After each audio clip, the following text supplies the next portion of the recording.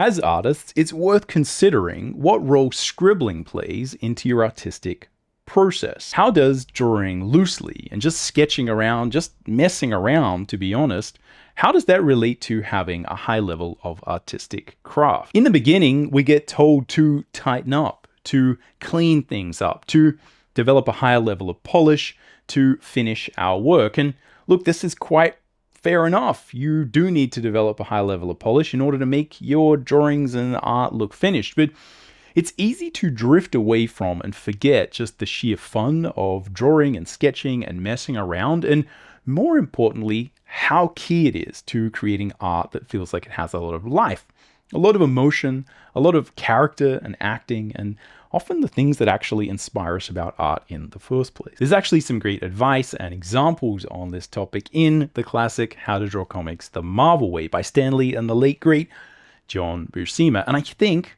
Buscema actually embodies a lot of what we may aspire to when it comes to combining drawings that have a lot of gesture and life and emotion that are very practical and functional, but also are combined with a higher level of craft. Now, I think this is a really fun, interesting topic, and I do want to do some follow-up videos to this where I look at some practical examples and we'll do some drawing demos and really sort of dig in. But in this video, what I want to do is look at the overall concept and really see if we can figure out where scribbling or sketching or being loose, where this really fits into different artists' processes and how you can connect back with this idea. Because I think it's easy to get lost in a sea of technical drawing advice and again, lose a lot of the fun of drawing. As usual for a Drawing Codex video, this is going to be neither fast-paced nor heavily edited. This is just you and me. We're going to look at some books, look at some art, talk about sketching, scribbling, drawing, and where this idea of just messing around and being loose fits within an artistic process. I think if you really understand this, it helps you to combine a lot of those disparate efforts that really go into creating art that feels like it has life and emotion. So hopefully that sounds interesting. Let's jump in and get started. Alright, welcome to the Drawing Codex. My name is Tim McBurney. I've been a professional working artist for over 20 years, and on this channel, we're all about drawing cool stuff from our imagination, embracing the challenge of drawing, and mastering the craft of line and color illustration. Now, if you'd like to learn more about illustration and picture making, you can check out my free illustration mini workshop. It charts my journey going from an amateur to a professional, and I talk a lot about really important issues such as how to get more detail and polish in your work, how to plan your images, create thumbnails, and also a few thoughts on how to approach being a professional artist. As I said, it's free. The link will be in the description. Go check it out if that's something you're interested in. So it is tricky to know where a lot of the real ideas from How to Draw Comics the Marvel Way, like where they came from. I suspect some of it is just Stan Lee writing words and things next to the pictures that John Buscema drew. Who knows? But you can see a lot of the ideas that he does kind of demonstrate and that are talked about in How to Draw Comics the Marvel Way. You can see those embodied in John Buscema's actual work. And the reason I kind of bring him up and this whole idea is I think we can learn a lot from the way that he does combine a lot of that sketching, massing in, and where he kind of fits that into his process and how that allows him to get a lot of these kind of really dynamic poses that are still very functional and again have a high level of craft. But I also want to talk about and think about this idea of getting back to scribbling and sketching and being loose and where this kind of really fits into a lot of the different pathways that you quite frankly get as a beginning aspiring artist. I feel like often when we are after looseness, we get told to do a lot of gestural sketches and a lot of these kind of random drawings of people with no kind of clothes on that don't have a lot of functionality, but are just meant to have gesture.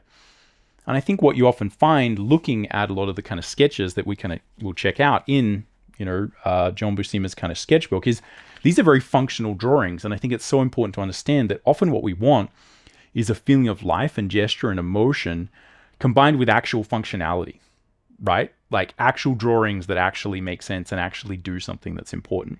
And the other thing that you might get is this more industrial design style how to draw, like perspective, rendering. We can learn anatomy from a very technical point of view.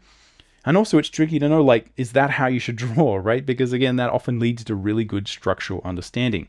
So I'm going to try and touch on that as well and really look at mostly like where does the idea of scribbling and sketching play a role in the artistic process. I think process is a really important key here that unlocks a lot of these ideas. So, How to Draw Comics the Marvel Way is actually quite a good, basic, and very useful how to draw book.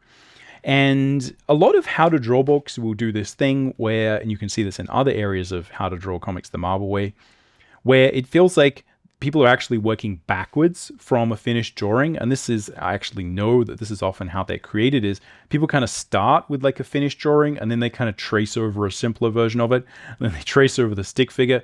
And it's not really an accurate representation of how an artist would actually kind of build a figure. But I feel like this bit is actually true. This does really look like John Buscema is kind of breaking it down in a very sort of sensible way. And I think also the page that really kind of stuck out to me was kind of this page, because this, again, looks to me, even to this day, very much how a real artist would actually work. It's a little bit more sort of sketchy. It's not trying to appear as if, this stage is very clever, right? It's kind of messy, it's loose, it's a scribble. And it actually says here, never underestimate the importance of scribbling. After you've sort of blocked in the stick figure, often the way that we build it is through, sketching and scribbling and being a little bit more messy, right? And he's kind of saying, it's like being a sculptor and you're building a figure with clay. You just keep adding these loose little lines and until it kind of starts taking shape. And I think that's just really good advice. So this is kind of the page that really stuck out to me the most in this book. And I think it's kind of a pretty honest representation of how I think Buscema actually would work based on how you kind of see a lot of his sketches. And it kind of avoids a lot of what you may see in other kind of basic how to draw books. And you can see in some of these other sections where it's obviously talking about the things that you would need to do in order to sort of draw perspective. But it's kind of glossing over actually how you would build the foundation to kind of do that and really understand. And you get a lot of this, which is kind of where we sort of already have a finished panel and we're kind of breaking it down and showing the primary forms that go into building those fundamental structures. But again, unlike the figures, this doesn't really tell us kind of how an artist would sort of go about doing that, which is always a little bit frustrating. But again, I think the figure drawing aspects of this are really sort of quite good.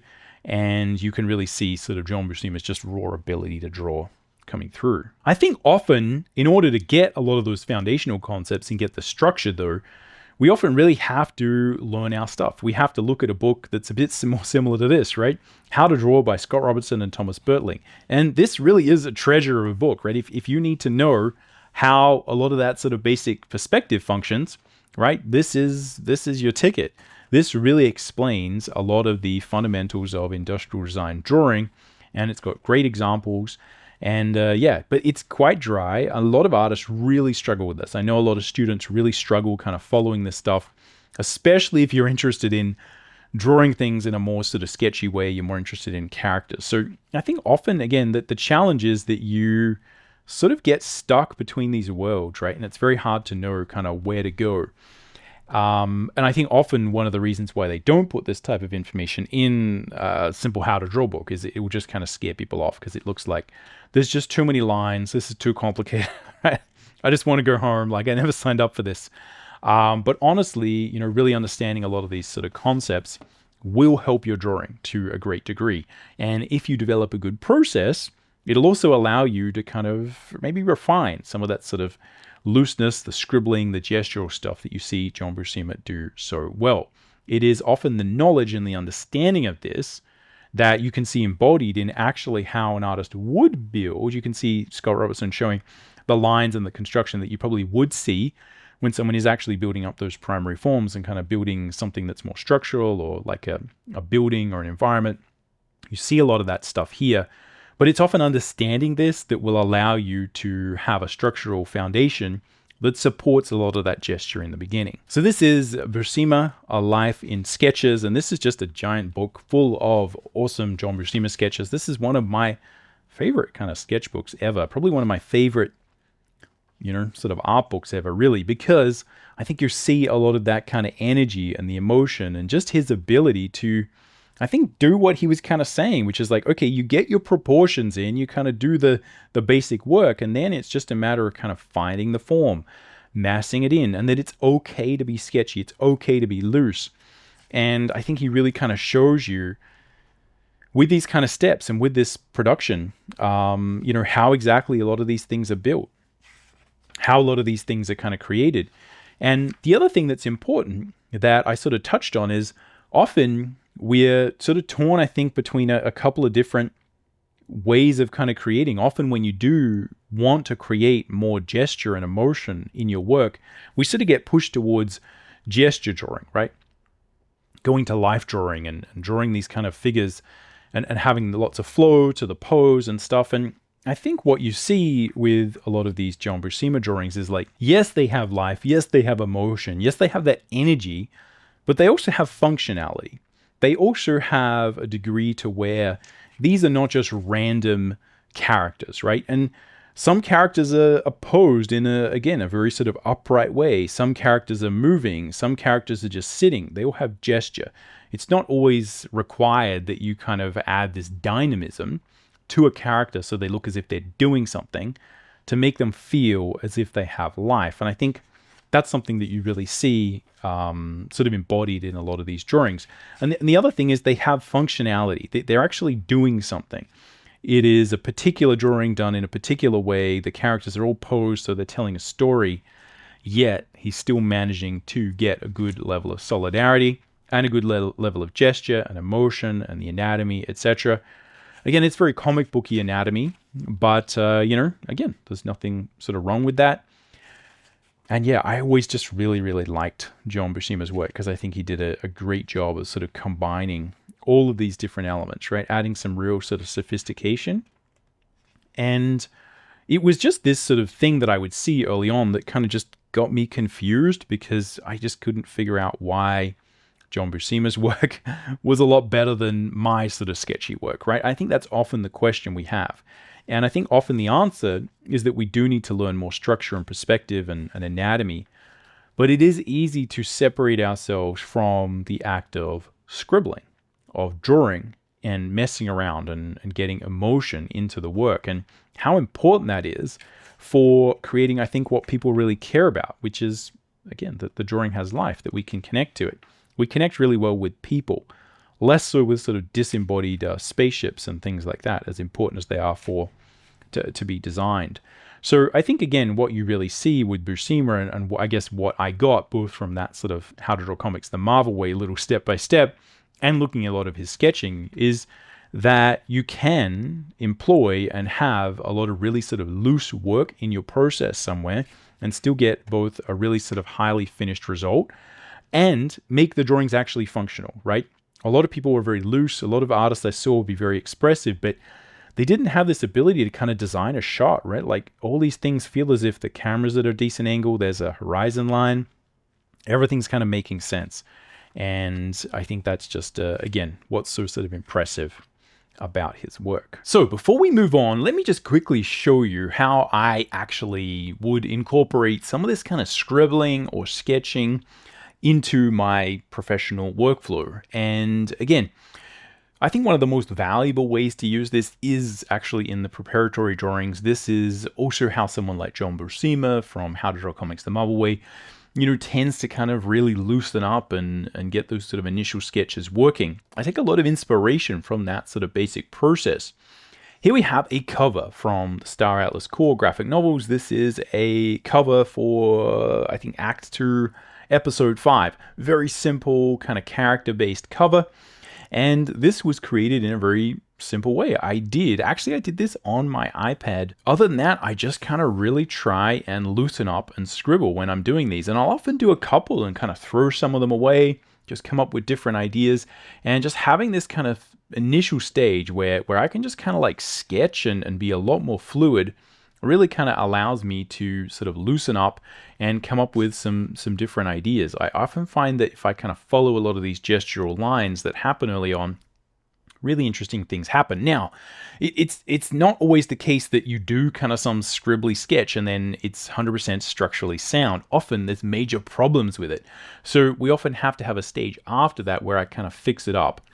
But yeah, I often just really loosening up and doing either your thumbnails or your rough or that kind of initial compositional kind of exploration. Yeah, I find doing that sort of really loose, sketchy drawing early on always kind of helps me to just again, get to a really good spot. There's always stages where, you know, depending on how much you're going to need to refine that scribbly mess, you may want to add 1 or 2 stages along with your process where, you know, you really do a pass refining out the anatomy.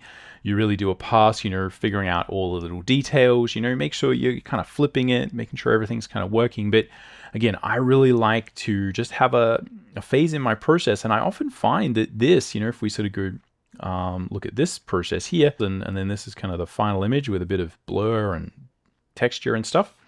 But I think it's often this phase where I just kind of say like, okay, you can go crazy. It doesn't matter whether we're messy. We're not going to be spending that much time on this anyway. If this kind of starts to get a little bit lame, it gets messy, we'll just throw it away. We'll start again. We'll try again. It's okay to be messy. It's okay to be loose.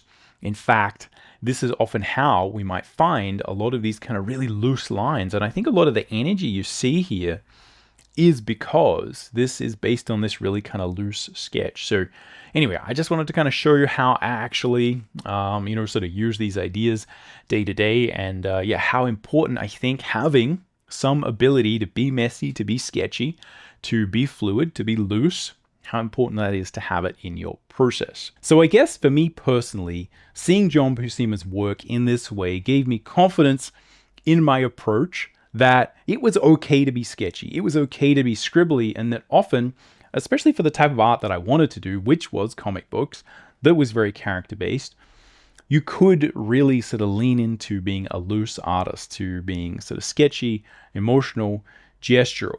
But it obviously didn't give me very much confidence in the reality of it because he was really good. And it's always tricky to know like what allows someone to be loose like that. Is it just that they've gotten really good at drawing and now they're able to kind of do this magical thing? Or is there more to it? It is easy to get a little bit sidetracked by a lot of the structure that we need to learn, and often the way that good how to draw books tend to look. If you look at Figure Drawing for All It's Worth by Andrew Loomis, which is the classic tome on how to draw the figure, how to draw people, again, I think what you're seeing is just a really nicely rendered book, right? It's very clear and its focus is on sort of demonstrating the simplicity of this process.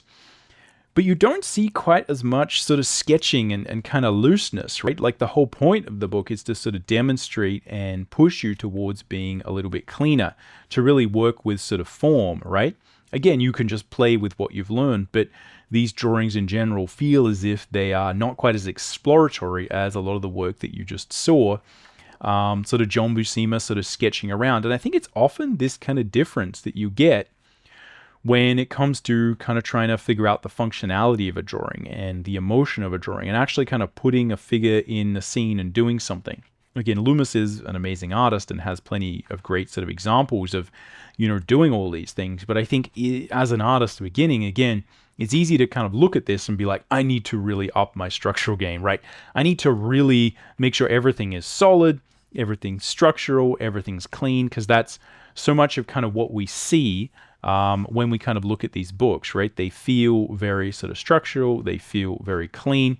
And again, we're not seeing a lot of the stuff that kind of maybe preceded this in the creative process, even of these books. Likewise, if you look at an artist such as Sid Mead, famous for doing a lot of industrial design for all sorts of things, but a lot of sort of famous movies, this is a situation where, you know, even a lot of Sid Mead's drawings have like a very great sort of gestural sketchy quality. And if you've seen some of the tutorials that he's done over the years, you can see that he does a huge number of really kind of rough, just kind of sketches to really kind of feel out the space and the design for his kind of large illustrations. So even though a lot of the work that you kind of end up seeing is relatively polished and has this sort of industrial design sort of finish to it, and often, you know, the work that he kind of ends up creating for these sort of large concept pieces is highly polished in sort of gouache or acrylic or some other kind of medium. Yeah, you know, often there is a stage here even before that where things get pretty sketchy, things get pretty loose. And I think it's always important to understand that, you know, this is a major part of what makes the finished art really, really good. Now, you might be saying that's really obvious. We know that you need to do sketches and preparatory work, but I think a lot of people do forget this. And one of the reasons I want to make this video is just to remind us how important the sketchy phases are, the more exploratory phases, and particularly the way that we do actually scribble, right? It's not just a matter of being loose or saying that through going fast, I am kind of making mistakes or I'm maybe not focusing on being polished, but that you can kind of find things in the drawing and you can imbue your drawings with a very particular degree of life and energy. And also, as you would see kind of Sid Mead often do with his sketches, find shapes, find ideas, find designs that maybe you wouldn't have found by trying to tighten up in the first place. Because you see, the thing is that John Buscema just does seem to be having a lot of fun. And I think it's important to understand how the idea of gesture and just kind of scribbling, right? Again, even when I kind of try this, right, I have to remember to sort of loosen up, right? But finding that kind of gesture, finding that kind of looseness and the ability to flow, right? Like the thing that I really liked about John Buscema's work is, you know, he just really seemed like he was having fun, right? There's something to this. And I think often the key here is to really understand how important not just kind of sketching and scribbling is, but how important a multi-stage process is. And this really is, I think, something that also we all kind of know, but often, especially artists in the beginning, students we can forget, right? And it's important to understand that really what this says to me, the key sort of takeaway is that art not just sort of should be done in multi-stages, right? Where we have, okay, I'm sort of just playing around, right? I'm doing my sort of loose little game here. I'm drawing sort of a Pinocchio, right?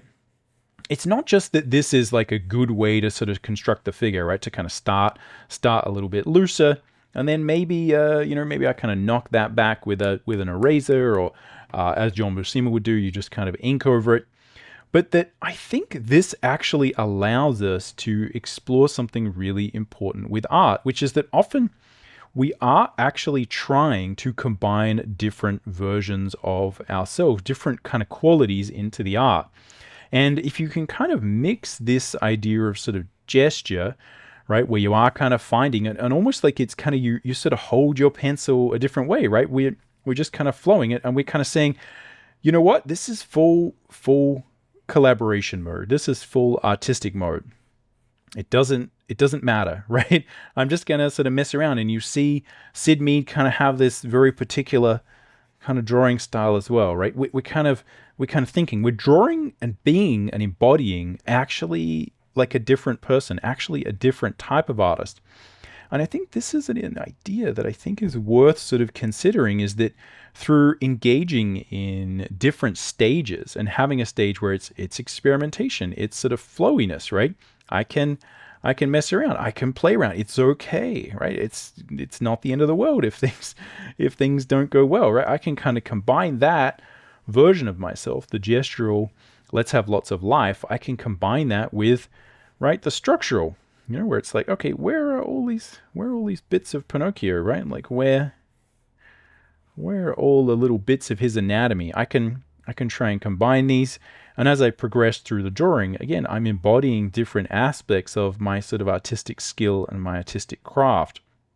And I think so often when we get kind of attached to, let me learn perspective, right? Like let me learn rendering, let me learn this stuff, is that often the process of kind of really learning those things makes us focus on it to a high degree. And we often lose those other aspects of our artistic self. And I think often what you see when you're kind of seeing, really great artists combine these different aspects of their kind of art is that we're kind of able to combine the best of both worlds, right? You can have great life, great gesture, great emotion, and you can combine that through a multi-stage process and kind of create something that has hopefully a bit of the best of all those sort of different worlds. But I think the key is that no one really is sort of carrying the torch for the scribbly, the sketchy, right? And even with gesture,